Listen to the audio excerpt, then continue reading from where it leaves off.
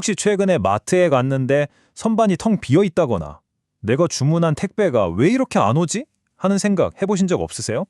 사실 그 답은요, 우리가 사는 거의 모든 물건에 영향을 미치는 아주 거대한 문제 속에 숨어 있습니다. 바로 지금 우리 바다 위에서 벌어지고 있는 엄청난 교통체증이죠. 자, 그럼 이 전 세계적인 교통 대란 속으로 한번 들어가서 이게 대체 무슨 이야기고 또 우리에게 어떤 의미인지 한번 알아보겠습니다. 우선 이 문제의 스케일이 얼마나 큰지부터 좀 감을 잡아봐야겠죠? 보세요. 지금으로부터 한 10여 년 전, 2011년이죠. 전 세계 항구들이 처리한 컨테이너 양이 5억 9,300만 TEU였습니다. 이 TEU라는 게 20피트짜리 표준 컨테이너 하나를 말하는 단위인데, 와, 숫자만 들어도 정말 어마어마하죠? 그런데 불과 10년 뒤에인 2021년이 되니까요. 이 숫자가 8억 5,100만 TU까지 폭발적으로 늘어납니다. 이러니 전체 시스템에 엄청난 부담이 갈 수밖에 없었겠죠. 자, 이렇게 물동량이 터져나가면 무슨 일이 벌어질까요? 맞습니다. 배들이 항구에 들어가려고 끝도 없이 줄을 서서 기다려야 하는 거죠. 그러니까 이게 핵심인데 2023년 2분기 기준으로요. 세계 주요 항구 20곳에서 배들이 부두에 배를 대기 위해서만 평균 6.2일, 거의 일주일을 꼬박 기다렸다는 거예요. 정말 엄청난 시간 낭비죠. 아니 대체 왜 이런 말도 안 되는 정체가 벌어지고 있는 걸까요? 이게 사실 한 가지 원인 때문이 아니고요. 여러 악재가 동시에 터진 그야말로 퍼펙트 스톰입니다. 그 첫 번째 조각, 바로 지정학적 요인부터 한번 짚어보겠습니다. 이게 왜 중요하냐면 땅 위에서 벌어지는 분쟁이 바다의 길을 막아버리기 때문이에요. 가장 대표적인 예가 바로 이 홍해 사태입니다. 원래대로라면 수에즈 운하를 통해 약 14일이면 갈 수 있는 길이었어요. 그런데 공격 위험 때문에 아프리카 희망봉을 빙 둘러가는 거의 10일이나 더 걸리는 길고 비싼 항로를 택할 수밖에 없게 된 거죠. 그런데 문제는 인간이 만든 분쟁뿐만이 아닙니다. 여기에 더해서 우리가 살고 있는 이 지구의 기후변화도 상황을 아주 심각하게 만들고 있어요. 이거 보세요. 바로 파나마 운하 이야기입니다. 극심한 가뭄 때문에 운하의 물이 줄어드니까 평소에는 하루에 36척 정도 지나다니던 곳을 22척밖에 통과시키지 못하게 된 거예요.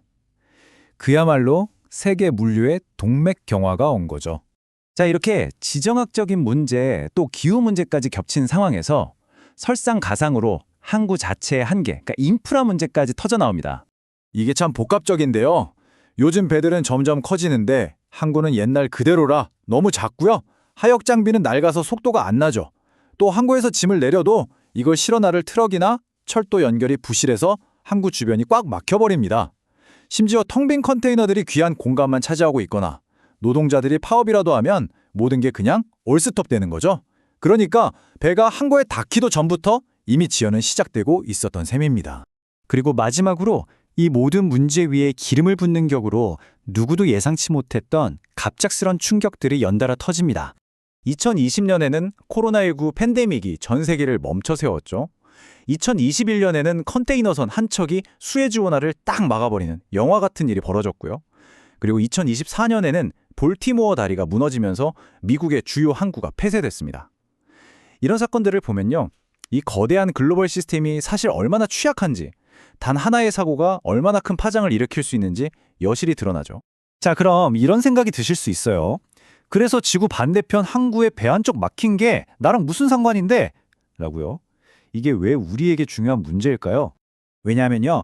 항구에서 시작된 이 작은 균열이 도미노처럼 쓰러지면서 결국 여러분 동네 마트 진열대까지 직접적인 영향을 주기 때문입니다. 한번 보세요. 항구가 막혀서 배가 화물을 못 내리죠. 그럼 공장은 원자재를 못 받아서 생산을 멈추게 되고요. 결국 최종 제품이 만들어지지 않으니 우리 눈앞의 진열대가 텅 비게 되는 겁니다. 그리고 그 비용은 고스란히 우리 몫이 됩니다. 운송비가 오르니 물건값이 비싸지고요. 배송이 늦어지면서 신선식품은 썩어버리죠. 기업들은 연말 같은 대목을 놓치고 쌓여만 가는 재고와 연체료 때문에 추가 비용을 지불해야 합니다. 결국 이 모든 게 우리 지갑에 직접적인 타격으로 돌아오는 겁니다. 와, 정말 복잡하게 얽혀있죠? 그럼 이 골치 아픈 문제를 대체 어디서부터 어떻게 풀어가야 할까요? 해결책은 크게 두 갈래로 볼 수 있습니다.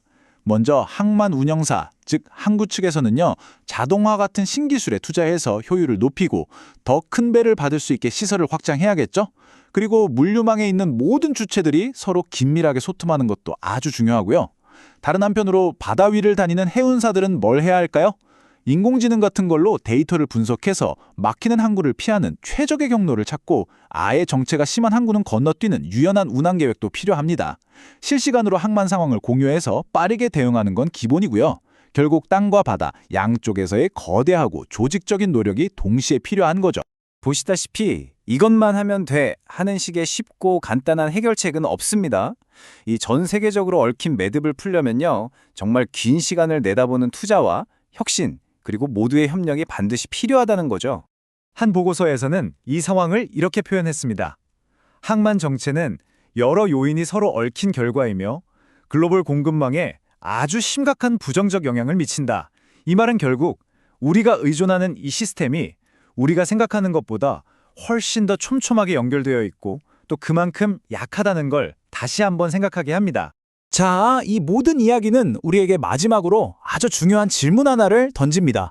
이렇게 모든 것이 서로 깊이 연결된 세상에서 과연 다음 붕괴 지점은 어디가 될까요? 그리고 그 파도는 우리 삶에 또 어떤 영향을 미치게 될까요?